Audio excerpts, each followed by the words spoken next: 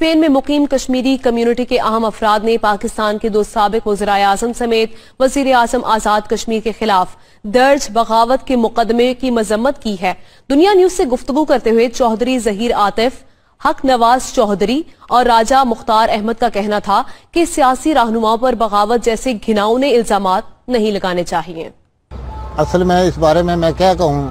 हुकूमत पाकिस्तान जो कुछ कर रही है वो मुल्क को तकसीम दर तकसीम करने के चक्कर में है। मैं कहता हूँ कि उनको सिर्फ वज़ीर आज़म आज़ाद कश्मीर राजा फारूक हैदर पर मुकदमा दर्ज नहीं करना चाहिए बगावत का, बल्कि ये है कि नून लीग के जितने लीडर, जितने कारकुन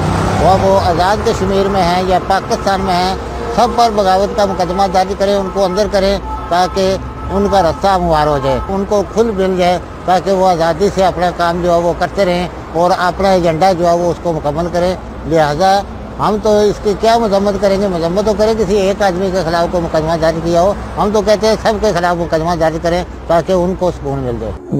मैं जो अभी मुल्क के अंदर सियासी सूरत-ए-हाल है जिसके अंदर मुख्तलिफ किस्म की FIR दर्ज की जा रही है, जैसे कि वज़ीर आज़म आज़ाद कश्मीर राजा फारूक हैदर खान के ऊपर बगावत का मुकदमा दर्ज किया गया है, मैं इसको एक दूसरे एंगल से देख रहा हूँ कि मुल्क के अंदर अगर हम इस तरह की फ़ज़ा कायम करेंगे या आज़ाद कश्मीर के वज़ीर आज़म के ऊपर बगावत का मुकदमा दर्ज करेंगे तो हम मकबूजा कश्मीर के मुसलमानों को और इंडिया को क्या मैसेज देंगे।